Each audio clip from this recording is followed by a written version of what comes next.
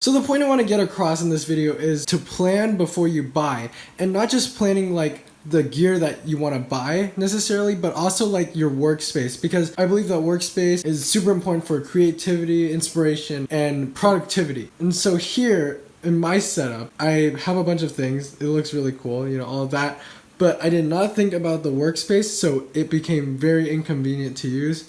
And yeah, it just does not work very well. But it looks cool. So here we have the Yamaha P115. So first we have the Minilog XD. I really haven't gotten around to exploring it much yet, so I just started recently because I've been mostly doing stuff on the Poly D, which I don't know if I want to keep. It's great, like the keys are great. I love the knob function controls, but I don't know if I want to keep it. And as you can see, I've got the Focusrite Scarlett 2i2. The problem with this is I don't have a mixer, which means I can only have input one synth at a time, and currently that's this one. So I kind of have to like unplug and then plug this in. It's somewhat inconvenient. It could just be fixed by a mixer, but I don't really have space for that, as you can see.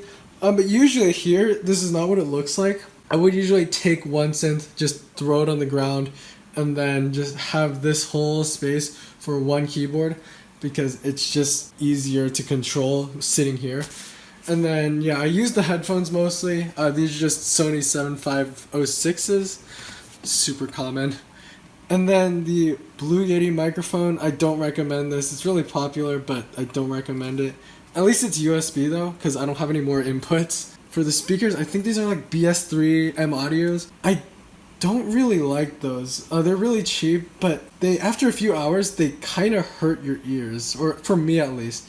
So I don't know, I don't use those too much, but it's nice to have speakers, of course. And then here I have the Korg Wave State. Once again, usually I have the Minilog XD here, and I'll go into why in a second. This is completely opposite of the Poly D. This has so much menu diving, even though it looks like there's a lot of controls. There's just way too much to this thing, and it's way too complicated. But it sounds really good. I'm gonna keep it. And then we have this thing right here. So have the Launch Key49 MK2 by Innovation. And the problem with this is it's usually not here. I put it here to store, but what I have to do is I have to scoot all of this stuff out of the way and then put this onto the table, because for some reason when I use a USB adapter, it just does not work with Ableton. Like Ableton freezes, and sometimes it'll work for 5 minutes and then it'll stop working. It's really weird. And then the reason why I have two, this is a really old Yamaha. I think I had it when I was like 3 or something. The reason why I have this, and the reason why this Minilog XD was over there, was because, this doesn't have that many keys. It would be really nice to have more keys, and they're also small. But unfortunately, the Innovation does not have a MIDI connection, only has USB. But this has a MIDI connection, but this doesn't have USB, so I have to have both. So I want to get another one. I want to get like a full 88 key one with MIDI and USB control, but there's just no space. So this is just how it is. It looks cool. Again, it looks cool, but it's just not very convenient at all. A lot of these things I just have to throw on the ground.